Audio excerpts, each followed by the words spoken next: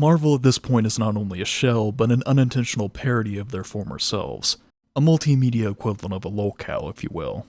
Lacking all self-awareness, heavily indulging in their own hubris to the point of ignoring all feedback, and like clockwork, that combination eventually leads to ruin, which in turn leads to desperation.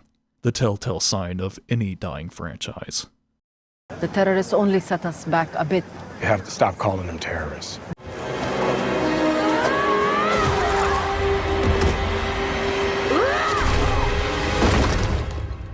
You have to stop calling them terrorists. Worst case scenario, we kill the hostages. Either way, our message gets out to the world. You have to stop calling them terrorists.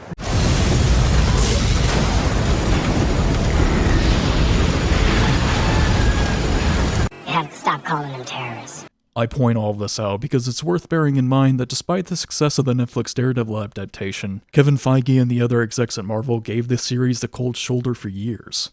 The reason it even ended up over at Netflix is because Drew Goddard's initial pitch for an R-rated Daredevil film was denied because they didn't deem it worthy enough to be part of their cinematic universe. But in typical Disney fashion, after a long string of financial flops and fan backlash, they resurrected yet another universally adored property from the grave for the sole purpose of wiping their proverbial asses all over it by giving complete creative control to people who had zero involvement with the show prior to this season. Born Again is so much a continuation of the events from Season 3 in the same way the sequel trilogy was with Star Wars. It completely ignores the core themes of the show while inflicting insane character assassination and creating major continuity breaks. The first white suit-wearing elf in the room being, how in the Kentucky Fried Fuck did Fisk get out of prison? It was a question that was never addressed in Hawkeye, then Echo came along adding even more fuel onto that fire. Like, seriously, how could she have been Fisk's adopted daughter? Why would he have never brought her up to Vanessa? Or have attended their wedding? Or gone after Daredevil for having Fisk locked up? And yet, here we are with still no lip service paid to any of these questions. The cherry on top of all this, though, is that one of the main storylines for Born Again, which was, ironically enough, heavily promoted in the marketing trailers, is that Wilson Fisk is campaigning for mayor of New York. See, now that's some bullshit.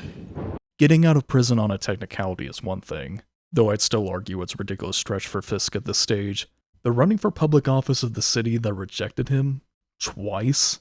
The city that discovered he's a ruthless murderer and the ringleader of a criminal conspiracy, twice?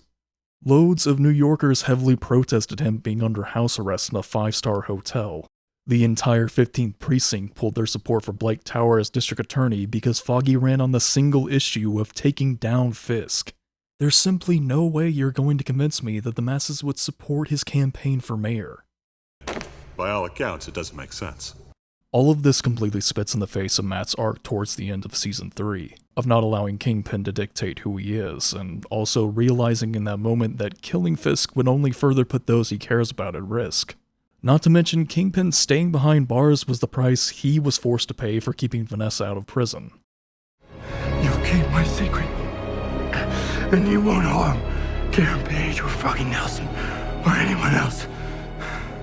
Because if you do, I will prove Vanessa ordered the murder of Agent Ray Nathim. But all of that, along with Ray's sacrifice to keep his family safe and ultimately set things right, didn't amount to jack shit in the end. Fisk and Vanessa are out living their best lives. Karen should be living in constant fear that the man that tried to have her killed numerous times, and knows that she was the one who took out his right-hand man, is out free with even more power and connections than ever. I guess Foggy was completely delusional for having any faith in the legal system. It's not gonna be the same this time. They're gonna throw him in some supermax hole where he can't compromise anybody. I know you're not that naive. It's called having faith in the system. Nobody's above the law. The only thing powerful enough to take down scumbags like him is the law. Speaking of Foggy, the show essentially starts off with Matt overhearing a conversation he's having with one of their clients, Benny, and discovers that Foggy has been hiding Benny in his apartment out of fear for his life. What? Why didn't you tell me about the threat? I just thought it was Benny being Benny. Look, I'm sorry.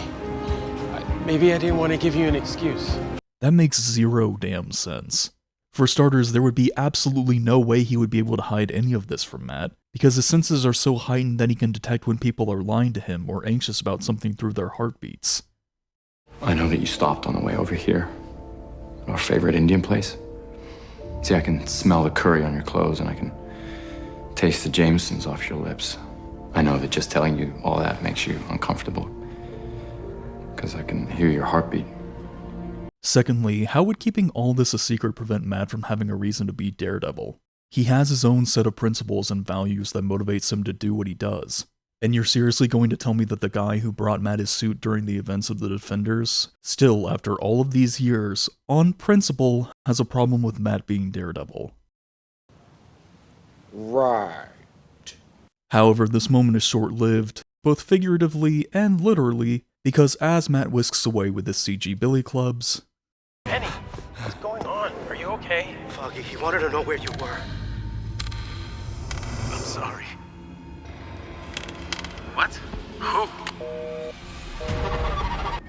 I don't know what he's talking about. He said someone's looking.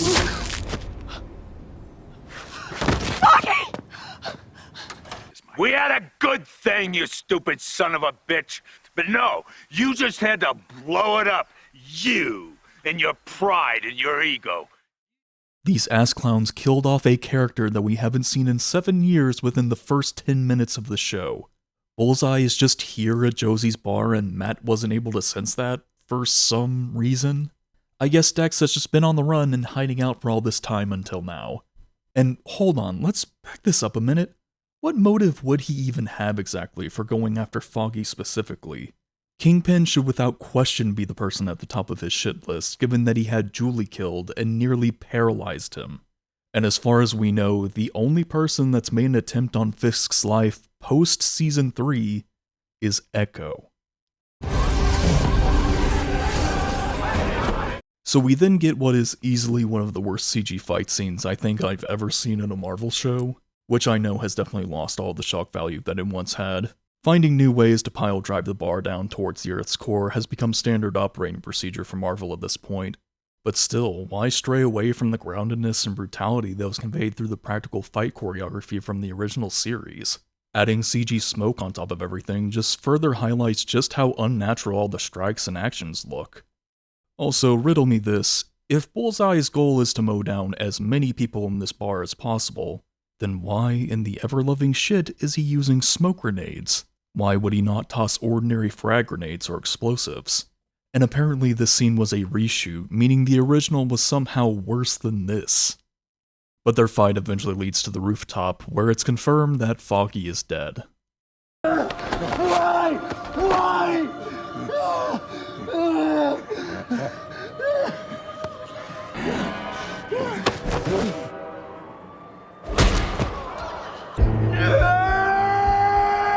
Genuinely and wholeheartedly, go fuck yourselves. There could very well be a scenario where Matt is driven to his breaking point with the death of his friend and loses himself in that moment, but you didn't put in the legwork to earn that payoff. Especially when last we saw Matt, he had come to the realization that completely detaching himself from Karen and Foggy and having them believe he was dead wouldn't be enough to keep them safe. They both are the type of people who are willing to put themselves in harm's way to expose Fisk, either by battling things out through the legal system or making direct confrontations, and are loyal to Matt to the end of the line. The way he's been treating us lately is on him. Us turning our backs would be on us. People have bailed on Matt his whole life, and I'm not going to be one of them. Plopping in this random bullshit at the beginning of the episode is not enough to warrant having Matt essentially betray everything his lifelong friend warned him about, and make a decision that would not only fundamentally change who he is as a person, but his relationship with God. And before anyone cites Daredevil chunking Nobu off a roof for murdering Elektra, it's worth bearing in mind that Matt watched him burn to death in Season 1. For all he and anyone else knows, aside from Stick, nothing can truly kill Nobu. And the only reason born-again Matt doesn't technically cross that line completely is because Bullseye somehow survives being chunked head first off a 4-story building. His spine might be reinforced with adamantium, but his skull and the rest of his body are absolutely not. That fall should have killed him, full stop. It was intentional. What we are doing is what Sana describes as a new kind of origin story. So we're taking these three people who were the promise on a napkin in season 3, and we're bringing them into now. And then you're supposed to smash it up a bit. He said someone's looking. And then you're supposed to smash it up a bit. Part of Jersey City. And our very own superhero, Miss Marvel. This is her. Right here. And then you're supposed to smash it up a bit. And then you're supposed to smash it up a bit. Let's just call this for what it is. Kevin Feige and his brigade of doorknob-sucking retards made Born Again out of spite because they resented that something so universally loved and successful wasn't their success, and deluded themselves into thinking that they could somehow do better, that the material established before was beneath them. You know things are bad when your lead actor is making public statements disagreeing with major creative decisions being made. At the beginning of this episode of this season, there's a very traumatic event which is gonna change Matt Murdock's life for the rest of his life. I'm still not convinced it's the right thing to do, but we have to come back big and bold. You know, we got to make a statement after all these years away. This complete kick in the balls of an opening was supposed to serve as the beginning of Foggy's eulogy, but the showrunners didn't even have the fucking decency to give him an actual eulogy, or have moments of Matt introspecting about that night and his decision on that rooftop, or show him and Karen struggling to cope with losing yet another person they deeply cared for, or have either one of them dealing with the weight of delivering that news to Marcy and the rest of his family. No, we immediately time jump a year later to Matt apparently having moved out of Hell's Kitchen, the place where he grew up and could never see himself truly leaving because the kitchen wasn't just his home, it was a part of himself and was a major factor that fueled his drive to help make it a safer place. Throughout the show, Matt has always been a very sentimental person, someone capable of seeing the good through so much pain, which has been the fundamental character trait tying him to Hell's Kitchen. But nah, screw all of them, including his mom, I guess. He has his new fancy office now and his business partners with Kirsten McDuffie, who we have hyperspeed ran her way into being a massive part of Matt's life. It's simply another glaring example of how allergic Born Again is with taking any time to properly establish plot points, character relationships, or through lines of any sort. And it doesn't stop there, because after Matt and Kirsten's exchange of her trying to set him up on a blind date, we then cut to Bullseye's trial. But as I sit here on the other side of the court, it occurs to me that justice will not be served today. It won't be served because whatever sentence is passed, Foggy Nelson, only his mother called him Franklin, will still be dead. It won't be served because I don't get to see him again. We don't get to see Foggy again today. But in the absence of justice, the court can't punish this man. And I urge you to do so, to the fullest extent the law allows. In accordance with the laws of New York State, you are hereby sentenced to life in prison without the possibility of parole for each count to be served consecutively. Cool, so that is Bullseye's entire story arc completely flushed down the drain. No flashbacks as to what Bullseye was doing for all this time, or clarification as to if he even did break out of police custody at the end of Season 3. The writers were given a potentially season-long Bullseye psychotic revenge streak on a silver platter, and fumbled it in the most insultingly anticlimactic way possible. Good job. However, after the verdict, we get an extremely clunky conversation where we learn that Karen has left Hell's Kitchen and has been living in San Francisco for a year. But not out of concern for her personal safety due to Fisk being out of prison.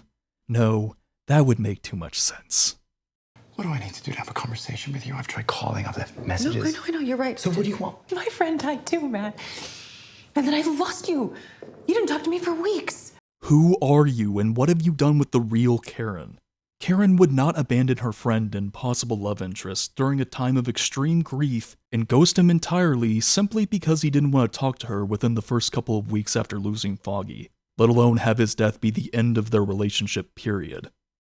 Everyone in Matthew's life abandoned him, including me.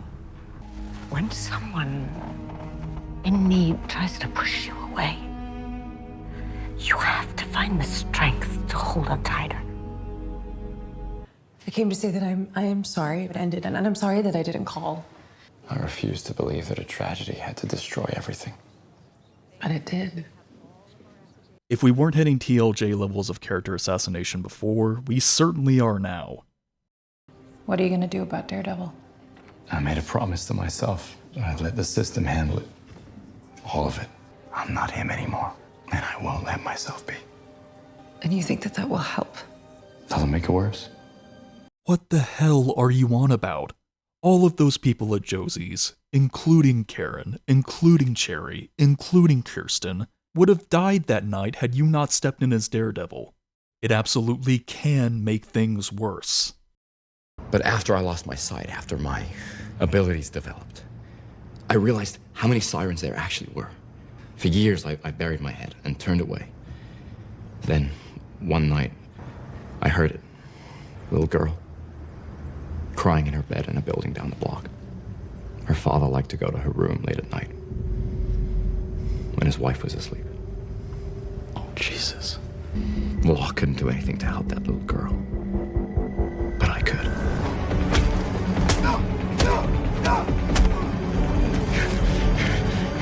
You touch your daughter again, and I will know. But anytime he hears a child getting kidnapped, we're just supposed to believe he would keep some dumbass promise he made to himself to not do anything and let the system take care of it. Because of an extreme situation that Karen, of all people, should be able to empathize with and attempt to talk him through. Take care of yourself, man.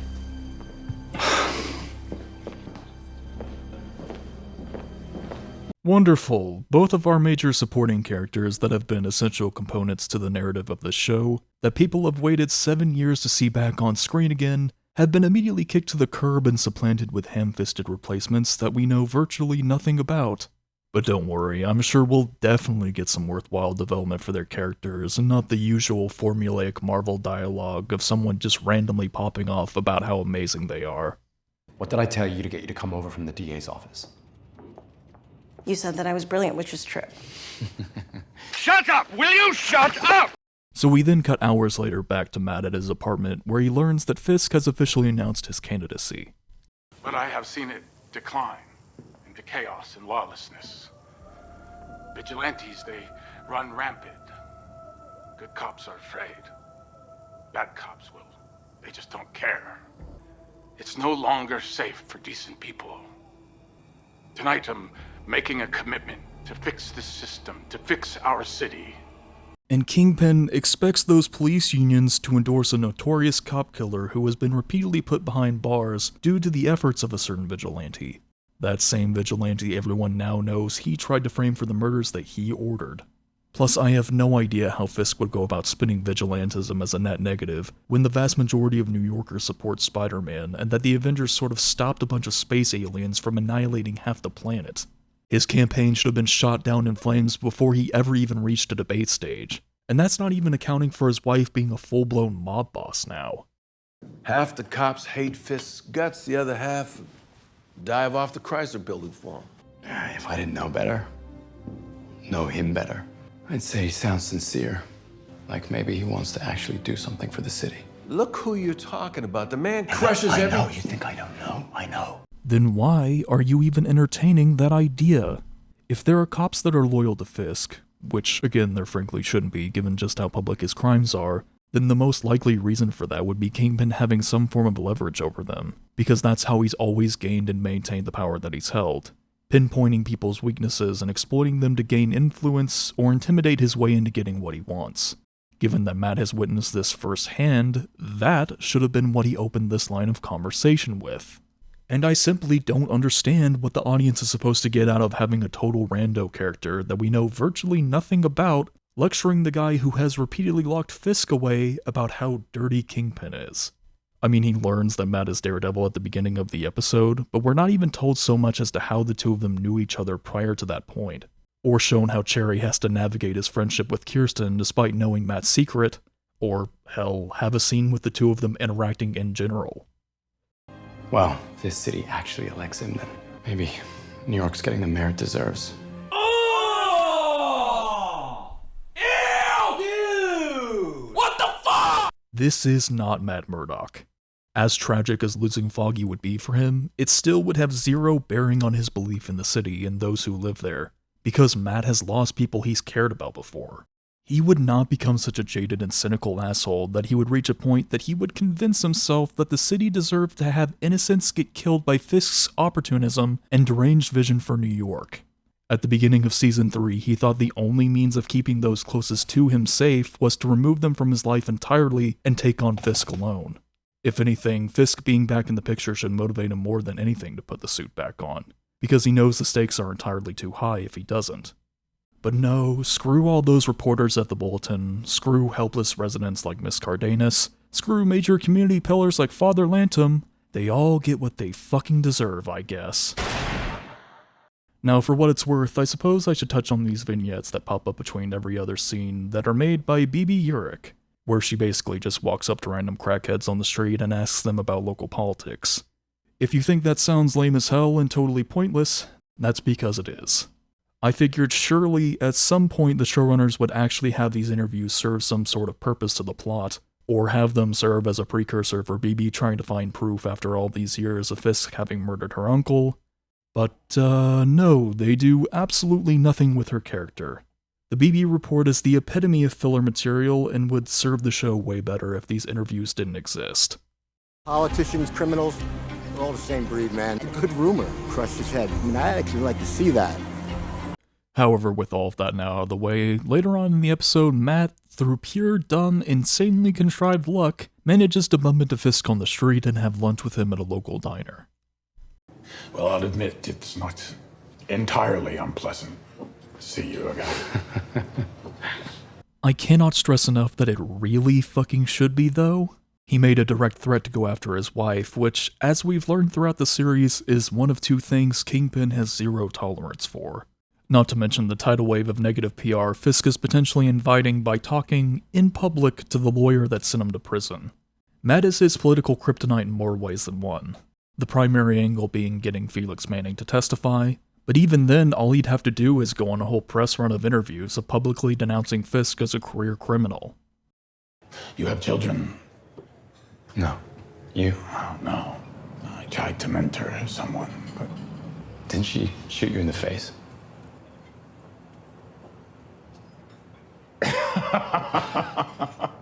Yeah.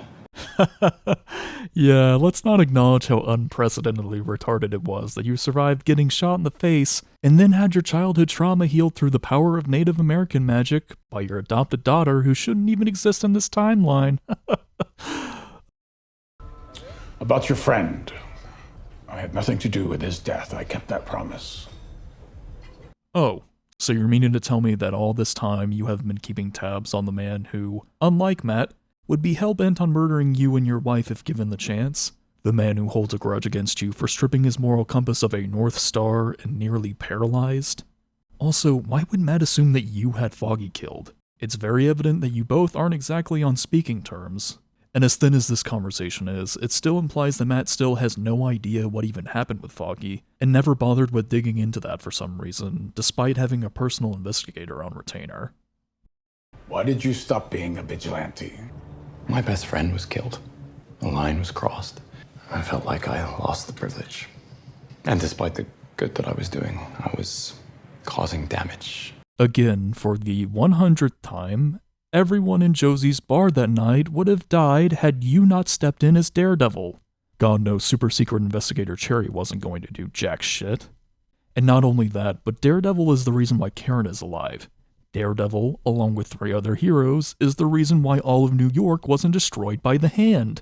I have zero clue how you can possibly have come to this conclusion that you've ultimately caused more harm than good as Daredevil, because you certainly didn't believe that at the end of Season 3.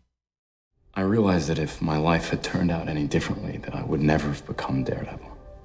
And although people have died on my watch, people who shouldn't have, there are countless others that have lived. So maybe it is all part of God's plan.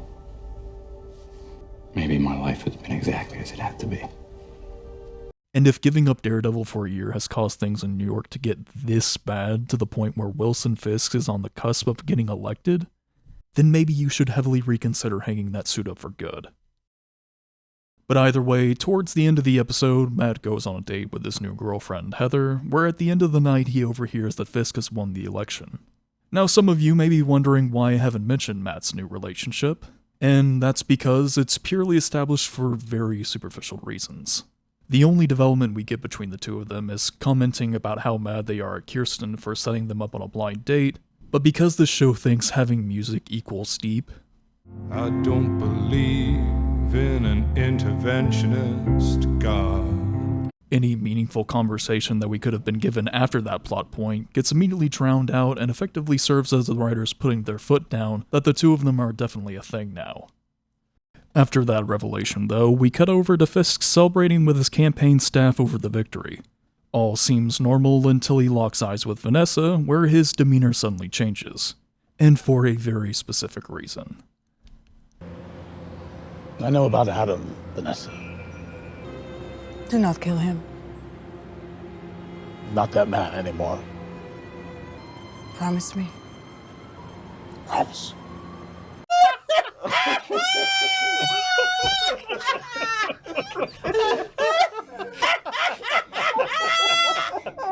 Oh my god, they actually turned him into Cuckpin. That was a meme, you morons, not ringing encouragement to turn him into a cuck. Holy shit. He gets healed of his childhood trauma and instantly becomes a cuck.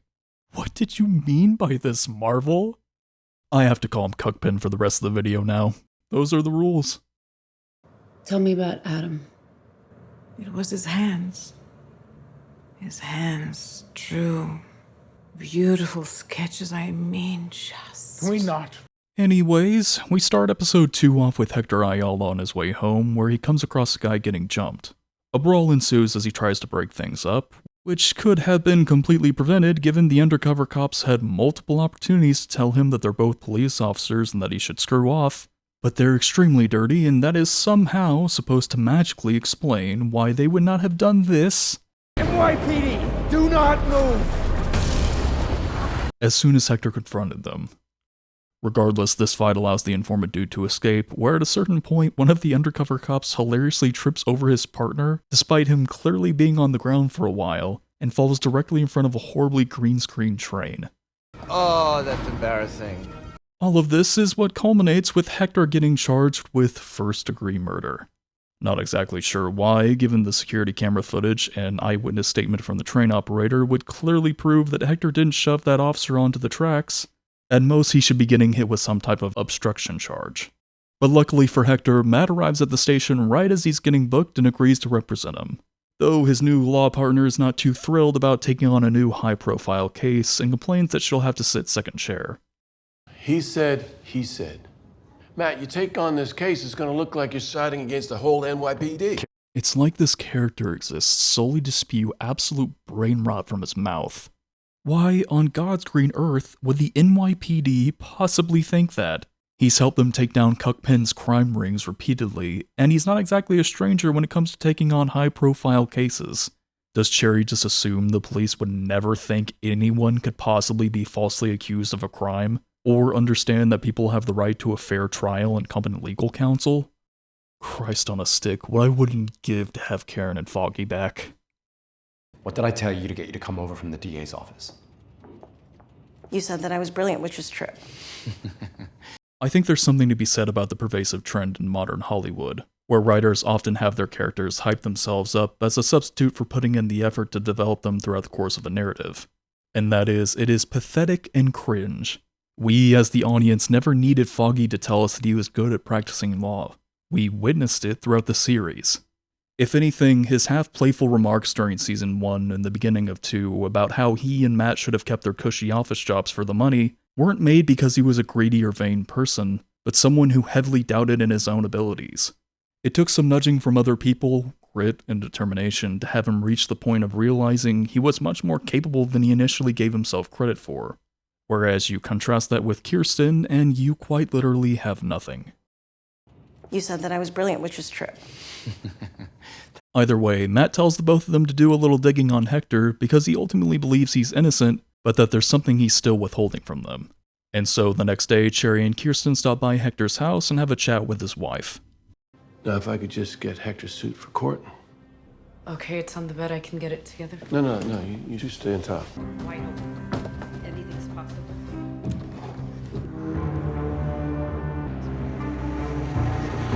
You are absolutely dicking me. There is no way you're seriously going to tell me that the New York City Police Department did not search under this dude's bed and look to see what's in this bulky ass box. I mean, there wasn't even anything covering it, or a hidden compartment within the case itself. It took Cherry practically no effort whatsoever to discover that he's the White Tiger, and he did it in under a minute.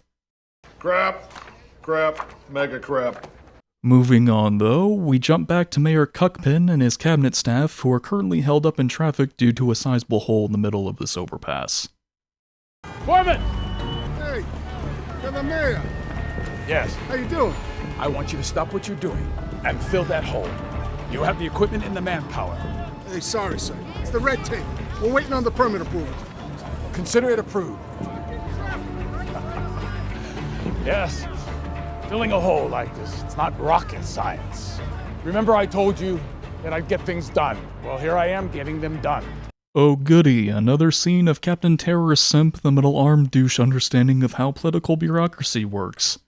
I guess every problem in the world ever could just be solved by politicians immediately cutting whatever red tape is in their path. I mean, why would we want to see Fisk competently maneuvering around all these processes and institutions, or making compromises with other government officials to facilitate some greater plan further down the line, when all it takes to repair a goddamn overpass is just to have someone walk up and tell people to fill that hole? Yes. Filling a hole like this, it's not rocket science. But making sure your script isn't currently bleeding out on the floor from all the obvious plot holes it has is rocket science, according to Barvel. And then you're supposed to smash it up a bit. Anyways, we then cut over to the very first court scene of the series where Matt is immediately shut down from making a case for why Hector Ayala should have bail posted, creating the impression that this judge is yet another piece of the corrupt machine that Matt will have to maneuver around in some way. But what's weird is in the very next court scene in this same episode, he grants Matt's motion to have the court not bring up Hector Ayala's history as the White Tiger. Because Cherry, for no reason whatsoever, decided to put the box back with incriminating evidence under Hector's bed so that the DA would find the suit instead of hiding it somewhere else to prevent all of this from blowing up their case. Good job. Meanwhile, as Cuckpin is attending the funeral of the police officer that was killed on the subway from a distance, the commissioner of the NYPD confronts him and tells him directly to his face that he's dead set on getting Fisk removed from office, because of all the reasons why he never should have gotten elected in the first place, which makes this next scene later on in the episode all the more confusing. I'm resigning my post effective tonight at midnight, and due to unforeseen scheduling conflicts, I will not be able to stay on to help with the transition. Goodbye, Fisk. You sure showed him. Way to leave the door wide open for the man you want to remove from public office to influence and manipulate other parties to implement a new commissioner that's loyal to him and effectively take over the city's entire police force again. God, I seriously miss Mahoney. You're originally from Philadelphia. Cheesesteaks are great in Philly. I think that the best is one I've found. It's actually right outside of the city.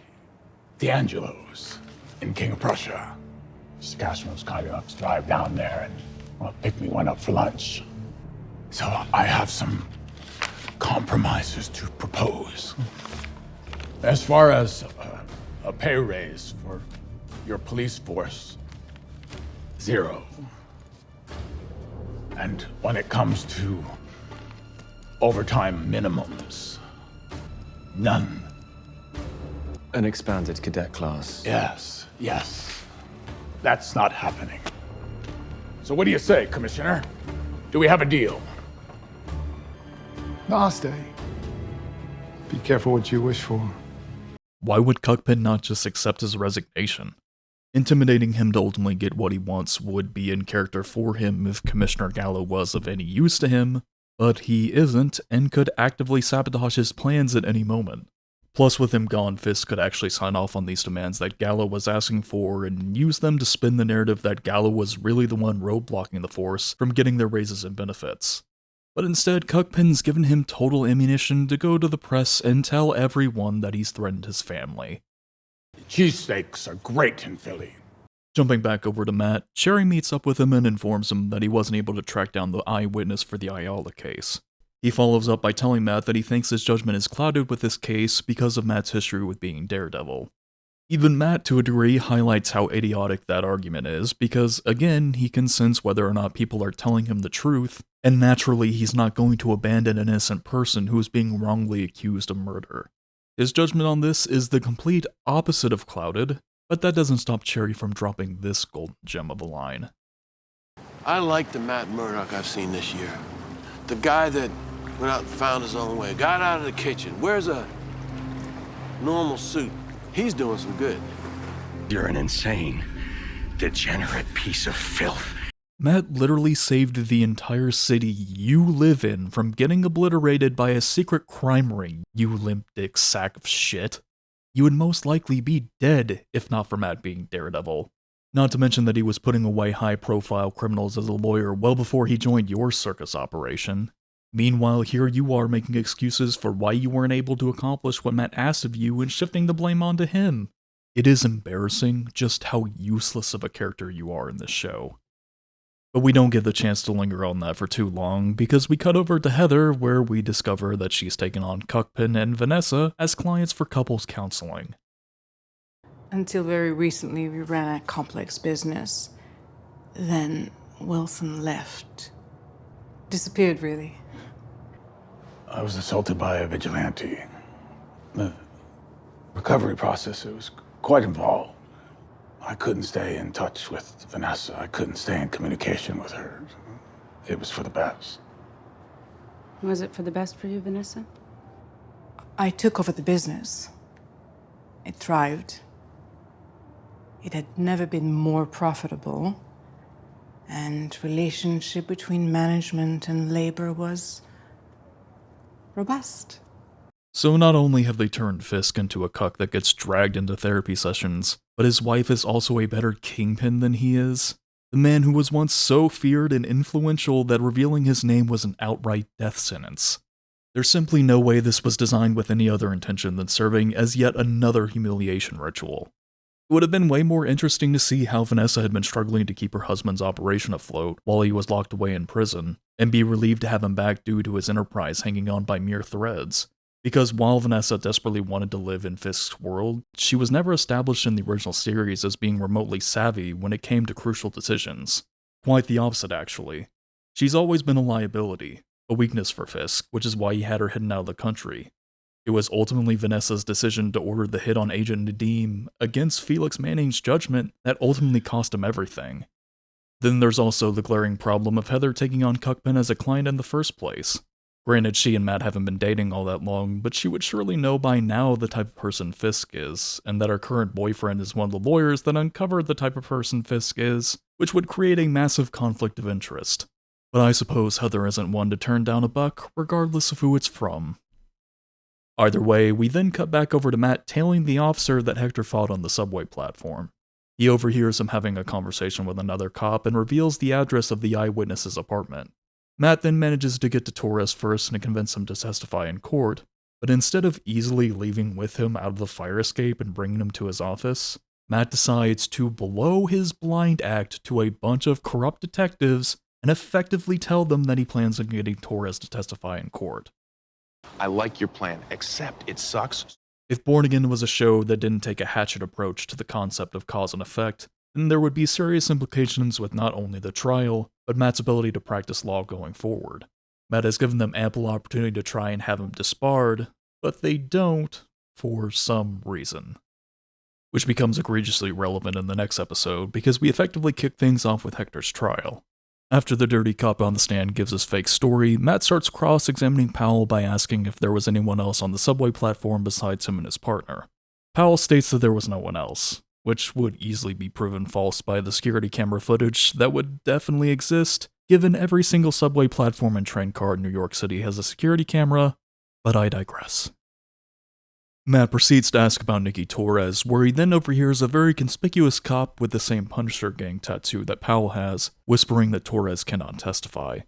further implying that these cops are basically off-duty Punisher copycats, but operate nothing like the Punisher and simp for a notorious cop killer. I wish I could say that makes sense, but not even the final episode 100% rationalizes that. But one thing I do know is that the writers use this line to justify Torres immediately getting compromised and giving a false statement on the stand, which is hilarious for a number of reasons. The primary one being they pull a Rise of Skywalker to get Torres to the courthouse by having Cherry seemingly put him in a van, only to get tailed and pulled over by Powell, the same cop who just moments ago was giving his testimony on the stand, and then reveal that Cherry had actually snuck him into a taxi off-screen.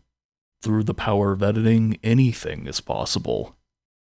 But even if you were able to set all of that dumb fuckery aside, it turns out Torres testifying isn't that big of a deal after all, because these dirty cops were able to immediately compromise Torres the moment he pulled up to the courthouse, which makes Powell specifically being sent to hunt him down make even less sense.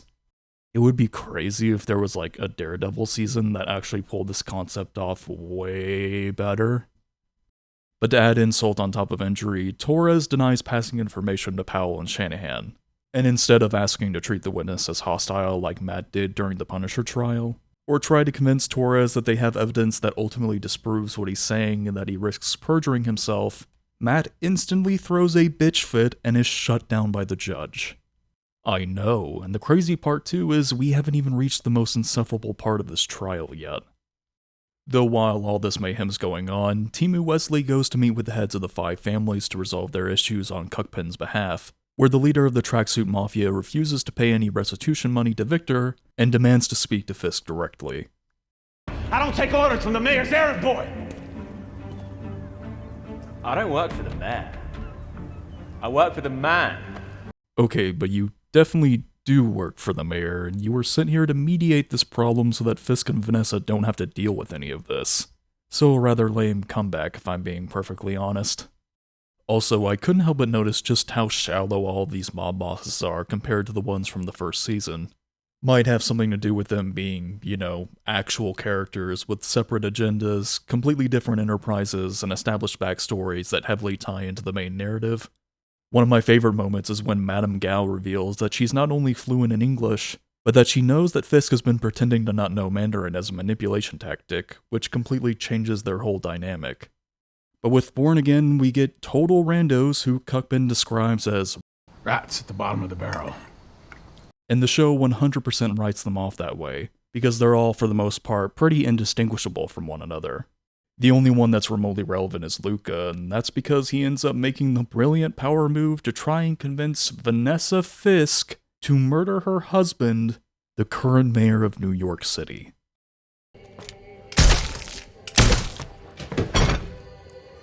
Not a great plan. Returning back to the courthouse, due to Torres being a complete bust for their case, Matt decides to bring Hector up on the stand and pull this batshit insane move. You intervened that night because you're a hero. Matt, don't do this. Mr. Ayala, yes or no? Are you the vigilante known as the White Tiger? Objection! Objection, Your Honor! Yes or no? Mr. Ayala! Whoever wrote this monstrosity of a scene legitimately shouldn't be left unsupervised around glue. Jesus H. Christ. Is it even possible for Born Again to go one whole episode without character assassinating Matt on a catastrophic level? Matt should know better than everyone in this room that revealing the identity of the White Tiger would not only put Hector's life at risk, but threaten the lives of his loved ones as well. This was flat out not his decision to make, and yet he did it anyway, despite Hector making it explicitly clear that he didn't want him revealing his secret. And he didn't even warn him that he was going to do this. You should have asked me first. I know. It wasn't your secret to tell. Hell, the real Matt Murdock wouldn't have revealed this even if Hector had asked him to.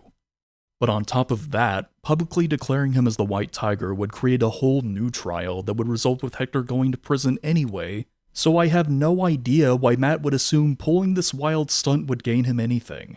He unironically would have been safer getting a life sentence as a cop killer with a chance of being able to appeal the outcome of his case than being publicly outed as the White Tiger.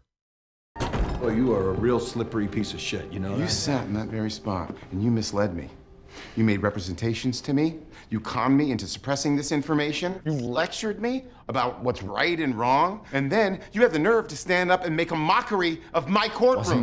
Yeah, this should 100% be grounds for a mistrial and get Matt disbarred.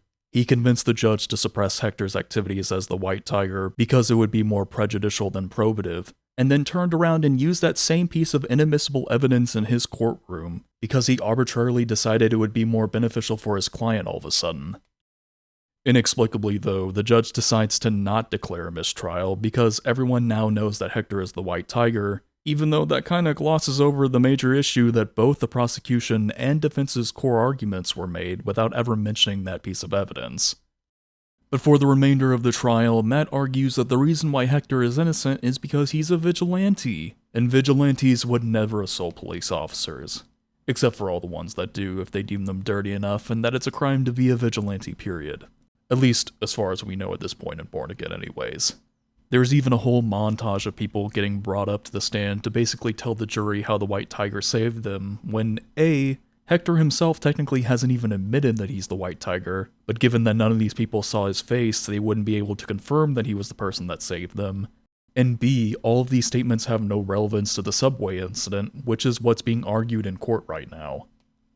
But miraculously, through the godsend that is Shameless writing, this argument convinces the jury, in a city that voted in a mayor with a heavy anti-vigilante agenda, to clear him of all charges. Justice has prevailed when, by all metrics, it should have absolutely been strangled to death. However, to celebrate his victory, we get a montage of Hector suiting up and prepping for a night of some epic crime-fighting action.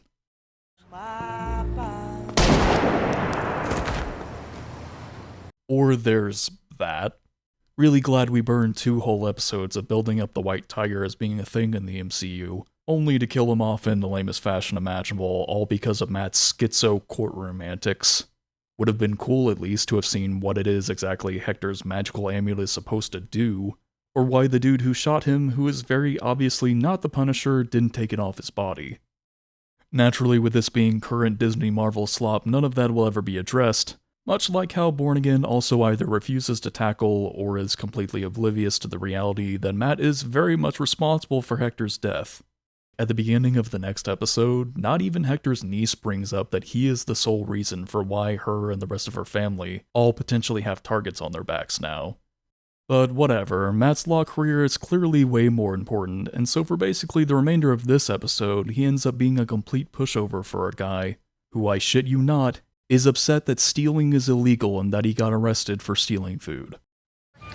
Dumb bitch. The writers even try painting him out as this sympathetic victim of the legal system, when this is his justification for being an absolute leech on society. Begging for change, for food. And yeah, just once. I want a dessert. So why not get the caramel corn? I like that shit and it tastes good. Well, that's too damn bad. I'm sure this is earth-shattering information, but you're not entitled to just take things without paying because you want them. If you're really that desperate for food, there are loads of soup kitchens and food banks all over New York City. Maybe you wouldn't have lost your SSI benefits while in jail if you weren't such an omega habitual offender with, in Matt's own words, your 25-page criminal record. And for that, they're willing to spend 5 times more to lock me up than they're willing to spend to feed me. They're willing to pay 5 times more to lock you up to protect the victims of your crimes, you parasite, and apparently are doing a god-awful job at it. They're willing to spend 5 times more to lock me up than they're willing to spend to feed me. And you come in here and tell me that that's a gift? That I should thank you? You're right. Absolutely riveting social commentary. So glad they strapped Matt Murdock down to a chair and forced him to agree with a blatant thief. What a truly successful creative overhaul. However, we move on to the next train wreck, where we get a shot of TikTok hype man from Fisk's cabinet clubbing with BB Urich. Every person currently living would find it rather strange that he would still choose to associate with her when she completely tanked the interview he scored her with Fisk and told him directly to his face that she explicitly used him for access and clout. I should have known that. You had an agenda giving me your number the other night. I'm a journalist, bro. You get me access to him, I give him a straight line to the under 30 demo. And then who's got two thumbs and is a total hero? Me. I'm calling in a favor. Wait, I thought you said you were his guy. I might have embellished a little bit. You know, I can't tell if you're an idiot or an operator. But after a few shots, TikTok Man completely spills the beans on Fisk's recycling agenda front to bust up union contracts. Not even as a result of a probing question or anything either, he just reveals this? What's embarrassing too is that this was clearly intended to showcase just how resourceful and intelligent BB is, when in all reality TikTok Lackey is just that dumb. And his whole purpose for existing in Born Again is to solely be an idiot. And this somehow still isn't enough to get him fired, because I suppose Cuckpin would rather have an incompetent yes man than someone useful that he could exploit and later discard when the moment calls for it.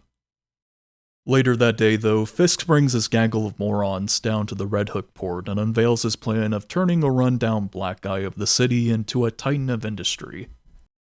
You can't just decide something and then speak it into existence. And why is that, Sheila? This is city government. There are processes. Yes, processes. Where do we start? I suppose we would need to conduct a feasibility study? Land surveys, building permits, zoning laws, environmental impact, traffic issues. The council will want to know that this project is viable. Yes. First off, would have loved for her to have brought this up during the monumentally idiotic traffic jam scene for why he can't just go around speaking things into existence. But secondly, this is the guy who operated Hell's Kitchen from the shadows for years. He 100% would know that all these processes and zoning laws exist because he and Wesley had experience maneuvering around them or twisting them into his favor. Fisk was, in fact, once so savvy when it came to dealing with red tape that he conned the feds into establishing his house arrest in a 5-star hotel that he owned through multiple shell companies. But no, this random city government employee is clearly way more knowledgeable than him about the intricacies of property development. What's happening down here is a bigger problem than you realize. The other bosses will continue to create havoc until one of them ascends or they all die. Amazing. So not only is Cuckpen totally clueless when it comes to dealing with red tape, but he also doesn't understand how the basic hierarchies and operations of being a mob boss function. I feel like Fisk has been cloned or something, but the previous 4 clones have died, so we're now on the 5th iteration that's only capable of drooling on the floor and has to be led everywhere by Timu Wesley. Definitely not a scroll though. There's no way the showrunners would be crazy enough to acknowledge those exist in universe. Right? Could it have been a scroll? Why are we still here? Just to suffer? Moving on, Matt decides to visit the spot where Hector was killed and examine the crime scene, or lack thereof, because the pathologist informed him that neither the bullet nor the casing were recovered, and by retrieving the casing, that would allow Matt to... yeah, I'm gonna be real, I'm drawing blanks here. I'm not really sure what his plan was. He wouldn't exactly be able to take it to the authorities unless he had Cherry do some backdoor deal. But even then, he hasn't exactly been what I'd consider reliable up to this point. Incidentally, Matt hears the sound of a coin flipping on the street, which prompts him to knock a bottle over as an experiment. And through the power of cosmic contrived bullshit, it manages to roll to the exact same spot where the casing is. Pretty lucky that it didn't get further washed down the sewer system, or get recovered by the cops given the crime scene is practically a stone's throw away from the storm drain. And wouldn't you know it, the bullet casing just so happens to have been branded with the Punisher logo. It's almost like all of these things conveniently had to play out precisely as they did, or else we wouldn't have gotten a certain scene that's about to happen. Don't get me wrong, it's actually a somewhat decent one. Inexplicably so. But the build up to this moment is a huge convoluted mess.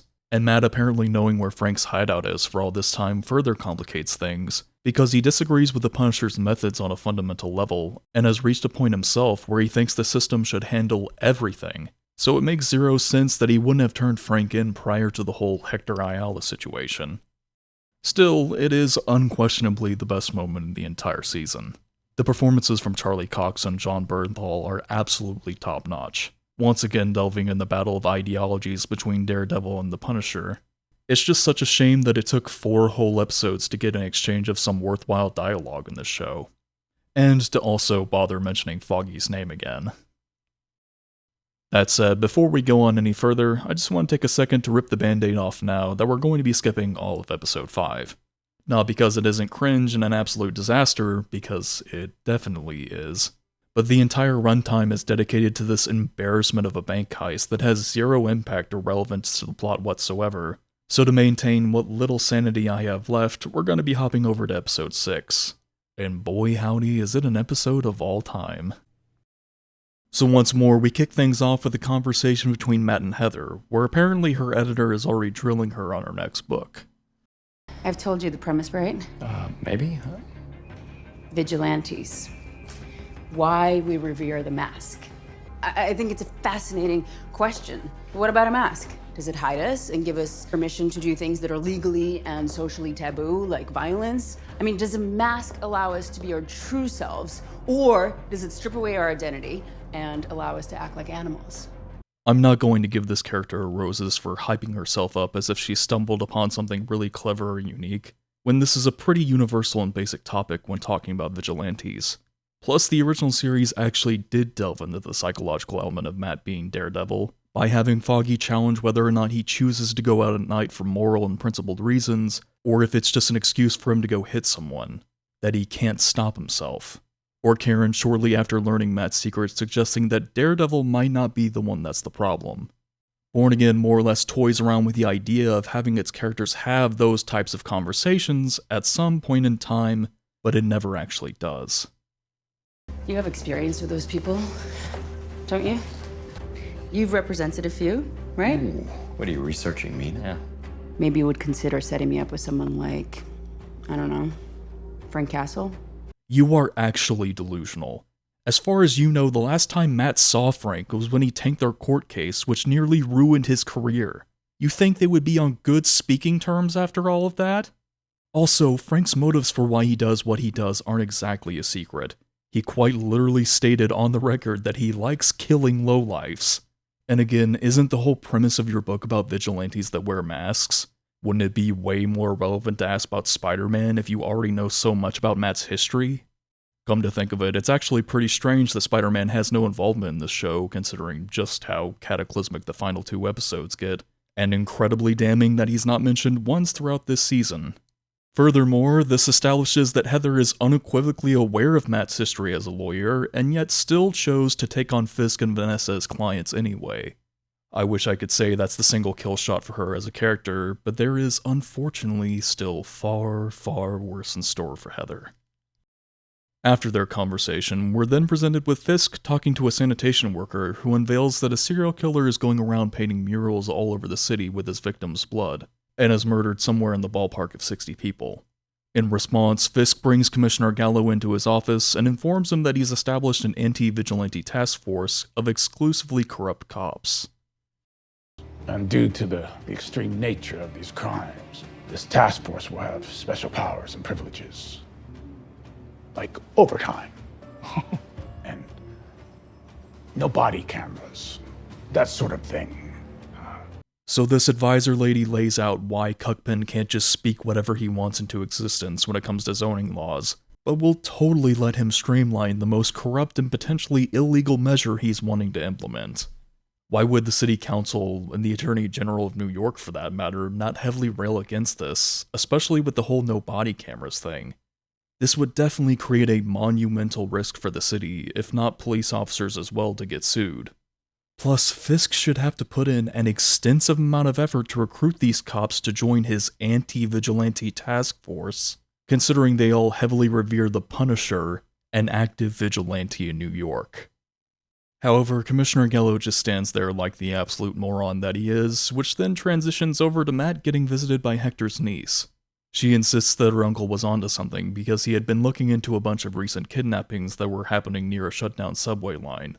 This tidbit has apparently eluded the entire police to the extent where the only people that have been able to put 2 and 2 together is Hector and this teenager. There's not even another element involved with how Muse stalks his victims. He kidnaps them at the shutdown subway line and then murders people at the shutdown subway line. Well, except for this one scene where he openly strangles these women in the middle of New York City and paints this mural with their blood, all without getting caught. But Matt reasonably points out that he is simply a lawyer and asks what he wants her to do about all this. How about literally anything? Mr. Murdoch, attorney at law, big fancy office, here to help the little guy, right? That's fine. That's cool. My bad for thinking you cared. This clearly has to be some type of cruel, elaborate practical joke, right? Like there's a real separate Born-Again show that doesn't have a teenager ringing at a blind man to hunt down a serial killer. The only way her whole diatribe wouldn't be unfathomably fucking stupid is if she miraculously knew Matt was Daredevil. As I've said before, there are plenty of ways to challenge Matt, both on an introspective level and through other characters. But this definitely ain't it, Chief. And then you're supposed to smash it up a bit. Meanwhile, as Cuckpin is getting dressed for a fundraiser event, Vanessa walks into the room and has to explain to him how rubbing shoulders with rich people works. When A, Fisk himself was one of, if not still one of the wealthiest people in New York, and B, has had experience in the past with trying to persuade the elite to contribute to his causes. If anything, he should be the one explaining to her who they should specifically single out, and list off all the pieces of leverage he holds with those people. But during the event, he bumps into the swordsman from the Hawkeye show, who, not gonna lie, I completely forgot even existed in the MCU until this exact moment. That tends to happen when a series that hardly anyone watched gets memory hold for 4 years, and then gets pilfered for random cameos that only serves as a detriment to the writing. But given he is part of this cabal of New York's upper class that seem outright determined to shoot down Cuckpin's every proposal, who would have also surely found out by now that Fisk ordered his fiancée to murder his uncle, it leaves me wondering why these people didn't funnel a ton of money into his opposition campaign.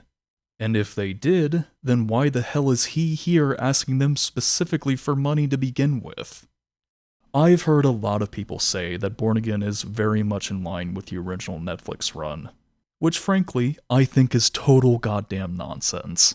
Daredevil is yet another victim of the tired-out Marvel formulaic cameo slop.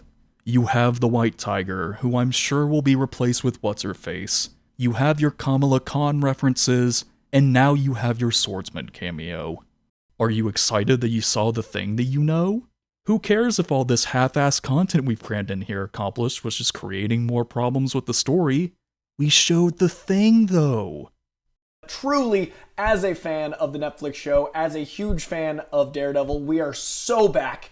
Later in the night, we get a shot of Angela roaming around the shutdown subway line that she believes a serial killer of at least 60 people is operating out of, at night, by herself, without so much as a knife or pepper spray. Surely nothing terrible could happen? Apparently Angela never so much as bothered with telling any of her friends, or anyone that she knew for that matter, that she was going down here, because Matt receives a call from her mother and tells him that her daughter's gone missing, creating the main push to have him don his Daredevil suit and hunt down Muse. As with every fight in Born-Again, it has these weird slapped-together CG bits that look really janky, along with the choreography in general being absolute ass. There's one part where Matt just stands there and lets Muse repeatedly kick him in the face for no reason, while Angela is currently having all of her blood drained from her body, to such an extreme that he can straight up hear her heartbeat fading, and has to resuscitate her because of how long he screws around during this fight. What possible reason would he even have for taking the risk of one of those kicks knocking him out, not only preventing him from saving Angela, but also getting himself killed in the process? To be clear, Born-Again establishes Muse as a regular dude who knows martial arts. He doesn't have any of his powers and abilities from the comics that would make him a devastating threat to Daredevil. Matt simply allows him to be. But to make matters worse, he doesn't even attempt to hunt down Muse after resuscitating Angela, despite the complete beatdown he gave him, which would surely make Muse super easy to track due to him bleeding, or his dragging footsteps, or his heavy breathing. It'd be different if Angela was still unconscious and Daredevil was under a race against time to rush her to a hospital, but the show makes it clear that the CPR worked and that she regained consciousness, so there's no excuse for why he would just let a prolific serial killer get away. But nah, screw all that I guess, on to the next episode. What the hell is wrong with you? Morning, Cherry. You think I wouldn't find out? I told you to stay out of it. What was I supposed to do? The cops were dicking around getting nowhere. I found Muse in one night. You want a medal? He saved a child from getting gruesomely murdered by a serial killer, you fucking knobhead. You are upset that Matt didn't just let a child die? Are you even actually human, or are you a scroll skinwalking as Cherry? Because honestly, that would almost explain why you've been so phenomenally tone-deaf throughout this season. Look, if I continue to talk about this piss stain of a character, I'm going to have an aneurysm. So we're going to move on to Cuckpin having a conversation with Timu Wesley about Daredevil being back. We're talking about a man who single-handedly destroyed 10 years of business infrastructure. He took down my entire business, one that made hard-working people who believed in themselves and my enterprise richer than they ever dreamed of. Those people, they had grit. He went on a rampage. He tracked down all my workers, custom facilitators, all of them, savagely beating them. He broke bones, broke spirits, without due process, without standing or legal cause. I'm sorry. Since when has Wilson, I am the ill-intent Fisk, ever given a remote damn about due process or legal cause? Did he care about due process when he intimidated the jurors to compromise Nadim's grand jury trial? Did he care about legal cause when he bashed a guy's skull open with a car door for disrupting his date with Vanessa? Did he care about the everyday warehouse worker when he blew up half of Hell's Kitchen? The real Kingpin's main priority has always ultimately been looking out for number one by establishing a network based largely on leverage, and would not make these rationalizations or justifications for how he operates. And why would he feel the need to lie to Timu Wesley about all this when he's his personal hitman? Though he tells Cuckpin that he's the mayor now, and that using political resources and institutions to settle old scores could be seen as an abuse of power. Which is rather ironic given that he gets sent to kill Matt later on in the season, but I'm getting ahead of myself. So we cut over to Heather conducting a therapy session with a guy who everyone that made it to episode 2 of Born Again immediately called was going to be a serial killer, where he reveals that he is in fact a serial killer. Which really should have instantly been a dead giveaway during the scene, since his face should be absolutely pounded in from the beating he took from Daredevil last night. But turns out all he walked away with was a bloody nose. Also, the way Born Again exposition dumps his entire backstory and motive is really obnoxious. They ping-pong back and forth between this therapy session and an office meeting Fisk is having with Detective Lady, where they basically just keep repeating the same information. And also spend an unusual amount of time on the whole Taekwondo thing. How familiar are you with Taekwondo? Who the starts a conversation like that? I just sat down. But yeah, going back to this therapy session, Muse starts doing the whole bloodletting thing on Heather, and she doesn't even try to pull away from him or anything while he's slicing her arm open, but then turns around and drops all of her psychology training by further provoking him into strangling her. I mean, in Muse's own words, Heather was the one who inspired him to find his true self, yet she can't think of anything to throw out to potentially second-guess himself. I'd say I hate to keep making this comparison, but that would actually be a lie, because Daredevil Season 3 is a legitimately well-written season. However, this whole interaction really pales in comparison to Dex's flashback scene, where he takes the news of his therapist dying of cancer as a form of betrayal, and is on the verge of killing her, but she manages to talk him down due to her overall experience and history with Dex. To punish you, I'm not quite sure what I've done wrong. I want to kill you. For dying. For leaving me. Death always wins, Dex. Eventually. But when it comes quietly and naturally, it can be a beautiful event, which is why we never hasten it with violence. The shame of it all is that the premise of Muse as a villain is an interesting one with loads of potential that hasn't really been explored before in the original 3 seasons. And had Born Again not wasted its time with making the brain-dead decision to kill off Foggy within the first 10 minutes, along with building up the White Tiger just to have him murked, and solely focused on properly fleshing out this storyline and developing Bastion as a character, Born Again would have turned out to be a worthwhile show.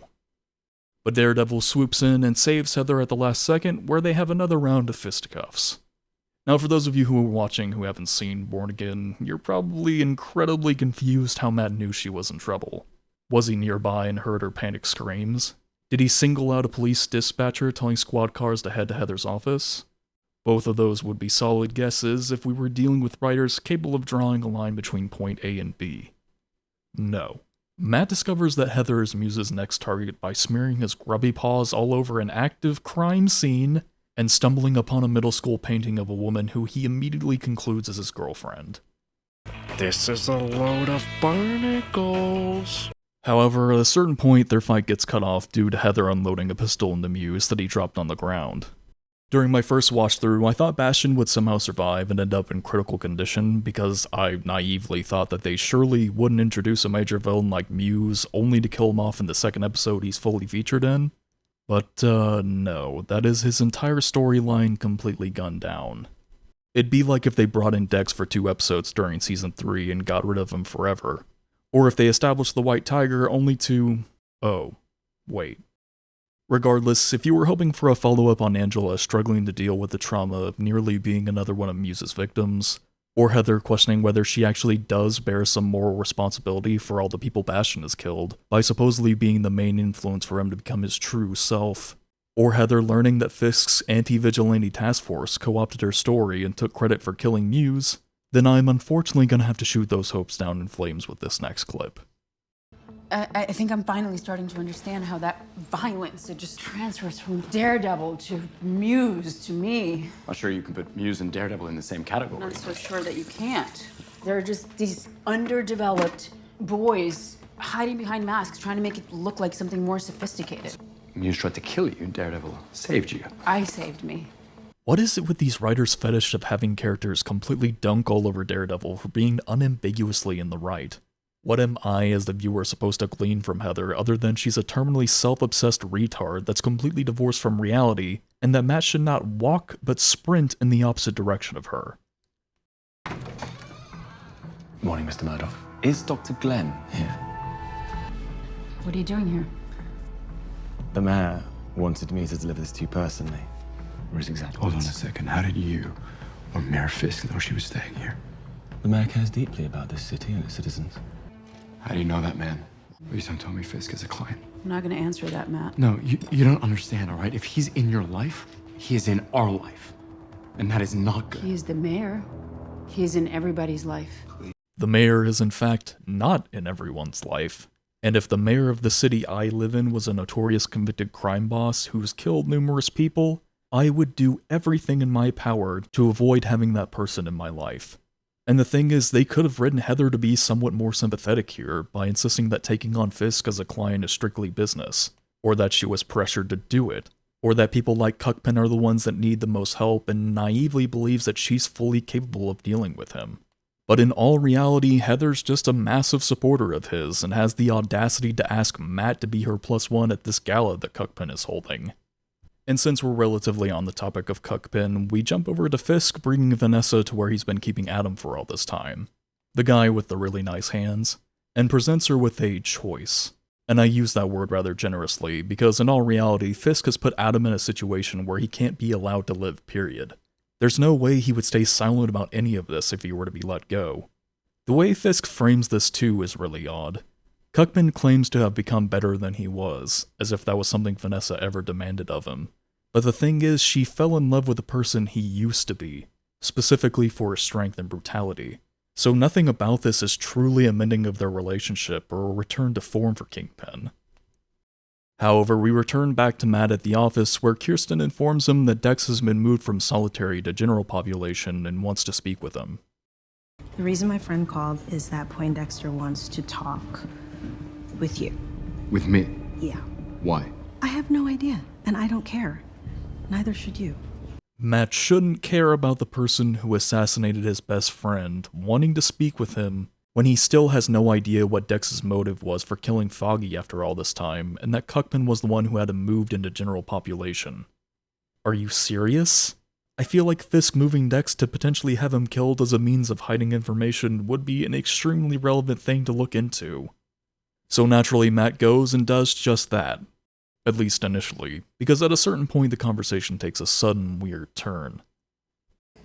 Everyone thought you were just a shooter on a rampage, didn't they? Yeah, settling scores, getting vengeance. But it wasn't, was it? You did it for Fisk, didn't you? Another night in here, I might never be able to answer that for you. Oh, sweetheart, what do you want? What you want me to do? You want me to get you out? You want me to file an appeal? I'm bargaining for my life here, counselor. I can tell you, but I need to be outside. I don't trust you for a second. I'm not lying. Alright, so there's a lot to unpack.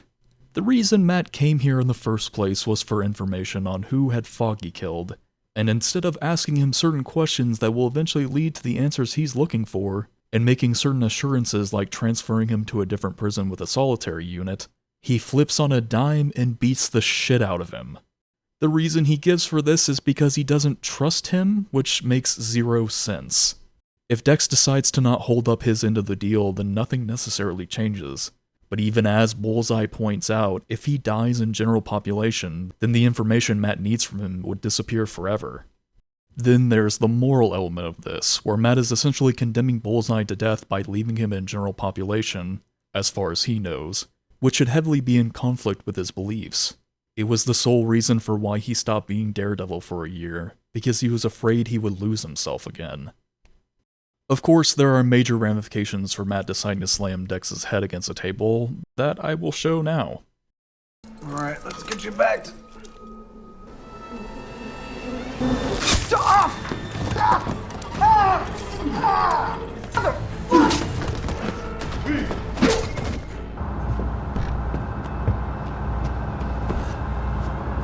Rough day, huh?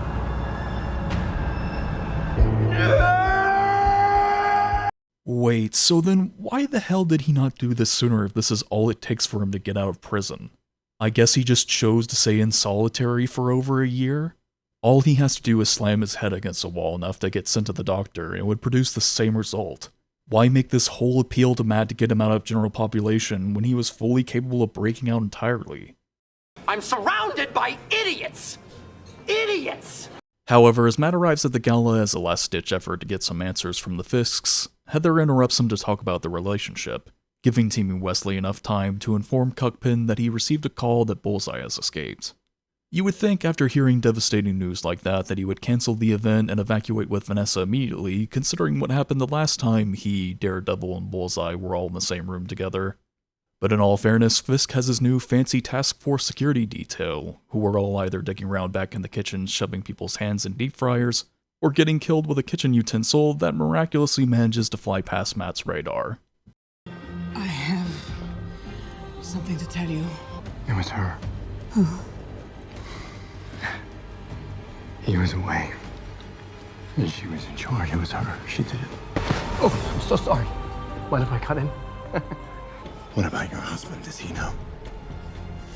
Did he know you had Foggy killed? Does Heather know you're Daredevil? Have you ever wondered why Mr. Murdoch has... Does she know that her ass should be going to prison for life because the both of them broke the agreement they made with Matt freaking ages ago, and have provided him with even more ammunition to turn her in by murdering his best friend? For the most hyper-cartoonish reason possible, I might add.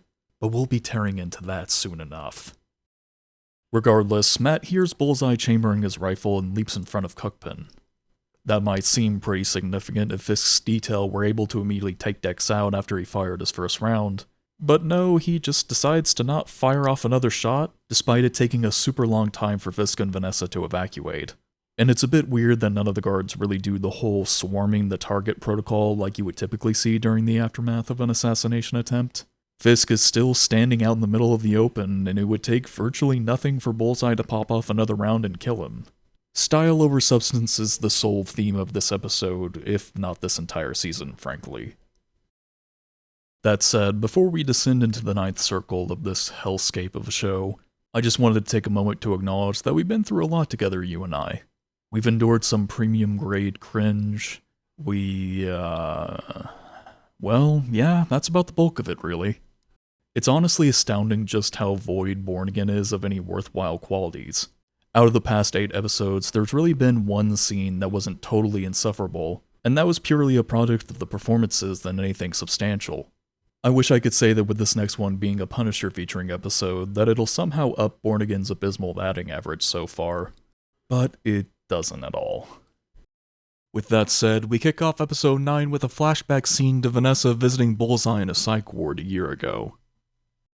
The whole FBI corruption scandal agent, Nadim, all that. It's why my husband was acquitted. It's only fair it should benefit you too. I had you released because I need a favor. You want me to kill someone? A thief called Benjamin Cafaro and his lawyer, Foggy Nelson. The case he's involved with would shine unwanted light in some of my business practices. The levels of brain-dead logic used here are off the goddamn charts. Ray's dying declaration, the rock-solid piece of evidence that Foggy explained to Karen is super admissible in court, was the thing that got him acquitted. That's the explanation the creative overhaul team workshopped for how and why Cuckpen got released from prison. Fuck you, we said so. We've once again come full circle to Season 3 Matt being right about having to kill Fisk, because he'll just continue to keep getting released from prison and creating mountains of bodies through his endeavors to further himself, continuing to manipulate and torment innocent people for his benefit. And we're only just scratching the surface here, because Vanessa couldn't have hired anyone else to kill Foggy. It had to be the psychopath that has an extreme vendetta against her and her husband. Her plan was to hope that the moment he got his hands on a weapon that he didn't immediately kill everyone she knows and loves along with her. And why would Dex agree to take this job from her for that matter, when it would very obviously put him back in prison? You also have the bombshell revelation that her reason for killing Foggy, without getting fully into specifics, was that he accidentally stumbled upon this document and was going to bring a case against the Fisks that would topple their criminal enterprise, and he never mentioned a word of this to Karen and Matt. Hell, for all she knew at the time, both of them did have knowledge about what Foggy was planning on filing, and yet specifically wanted him dead. Even though he guns down and murders a bunch of randos at Josie's that I would assume Vanessa didn't want killed because it would and should create a bunch of loose ends for her. But on top of all of this, she still decided to put out this hit knowing full well that Matt Murdock is Daredevil, and had no contingencies in place for Matt revealing her secret about Nadim to the authorities. Incredible. All of that aside, we then jump back to the present, where Cuckpen has ordered Timu Wesley to murder Matt in the hospital with a syringe, all without telling him that he's Daredevil, mind you, and is expected to pull this off during the middle of a whole citywide blackout that would have personnel scrambling to get patients properly situated on backup-powered equipment. That's right, Fisk's brilliant move to seize more power is to deliberately have a Con Ed worker cut power to the entire city of New York, where if it were ever found out that he orchestrated this sabotage to incite riots, he would get buried under a mountain of lawsuits and go to prison. Is there anything to be gained by him doing this too, other than imposing martial law? In his address towards New Yorkers at the end of the episode, he blames the power outages on Vigilantes and states that the thin blue line has broken, effectively throwing the police under the bus for supposedly not doing enough to tamper down the riots, and admitting that the anti-vigilante task force that he spearheaded was a failure. This cover story still creates a massive blemish on his legacy as mayor and would plummet his approval rating down into the dirt, leaving him zero chance in hell of ever getting re-elected. But right before Cuckpen is about to kick off his mustache-twirling scheme, Commissioner Gallo confides in Sheila, one of his main advisors who would by now surely be implicated in some degree with Fisk's corrupt policies, that he has finally decided to present evidence against Fisk to the governor and the state Supreme Court. You'd think he would have at least subtly danced around the subject at first by asking her if, like him, Cuckpen has some form of leverage on her before divulging what his plans are. I mean, ideally he wouldn't divulge them at all and get things in motion as soon as possible, because there's also a very good chance that someone nearby could overhear them and rat them out to Cuckpen. But while all that's going on though, Matt has managed to escape the hospital and makes the brilliant move of walking back to his apartment, a place that Cuckpen would definitely never think to send his goon squad to raid after discovering that Timu Wesley failed. However, much to his surprise, he finds Frank standing in his kitchen and drops this lovely bit of information. Thought this wasn't your fight? Yeah, well, I got a phone call, changed my mind. Care to be more specific? No, I do not. Made a promise I was gonna get you out of here alive. That's exactly what I'm gonna do. By hanging out here so that Matt could potentially get killed by Timu Wesley, and forcing an already seriously injured man to take on Fisk's anti-vigilante task force. Really making good on that promise, Frank. What was his plan exactly if Matt decided to not be an idiot and properly hide out somewhere after the hospital attack? Had he chosen to post up in Matt's hospital room, you would have had a somewhat interesting contrast from Season 2, and the opportunity to set up some banter about that. Also, I'm not sure why Matt didn't enforce his no-kill rule here by insisting they leave his apartment, considering he's capable of using his belly clubs to swinging across New York now, and knows that Frank is going to go overboard during this fight. But either way, after the whole shootout with the task force, we get the sudden reveal that Karen is back. So, you called Frank, huh? I heard Poindexter escaped. Called Frank and hopped on a plane. Couldn't call me. I needed someone to look out for you. You definitely wouldn't have liked that. That doesn't really address Matt's overall point, though, does it?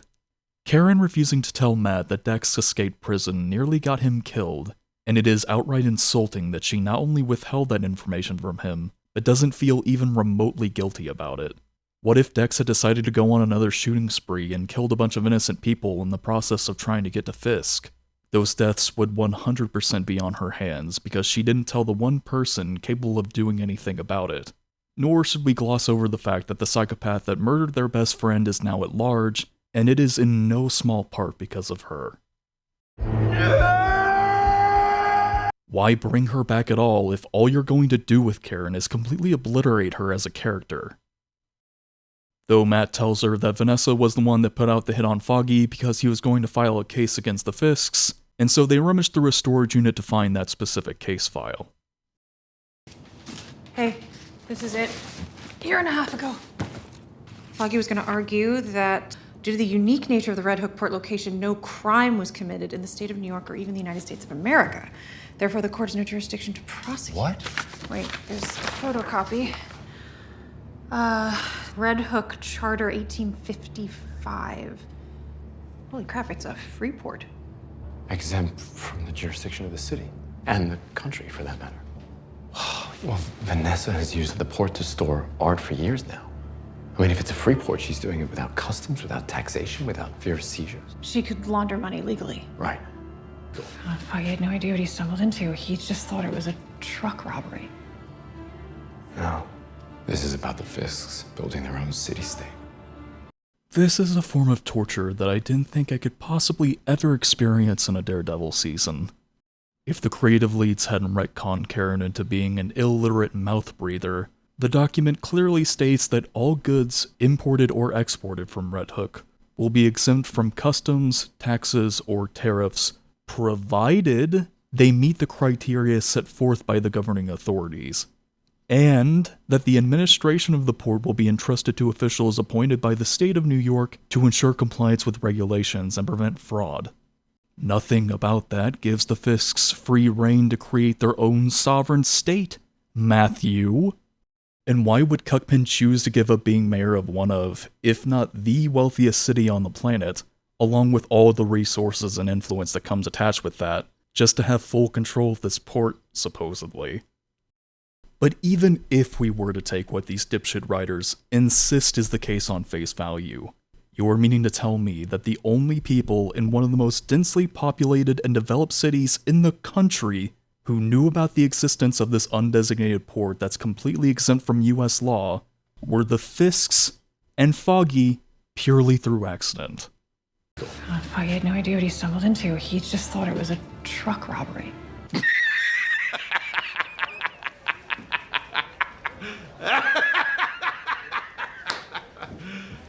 You serious? However, the final knockout punch with Bornigan has to be Sheila predictably riding on Gallo to Cuckpin, where he proceeds to bring him to this warehouse and smash his skull like a goddamn melon in front of numerous eyewitnesses who could easily put him away for life if any of them held the slightest bit of reservation about watching the mayor of New York City gruesomely murder an innocent person.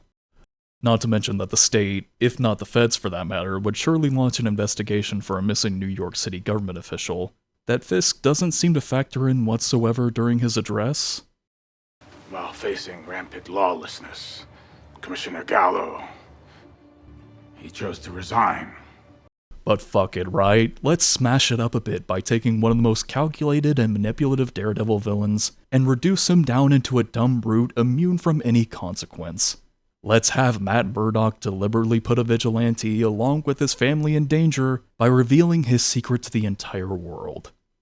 Despite the title card, the Netflix Daredevil series has not been born again.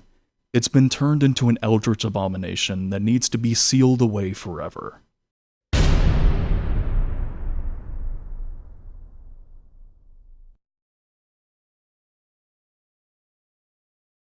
Did you eat a lot of paint chips when you were a kid? I like that shit and it tastes good.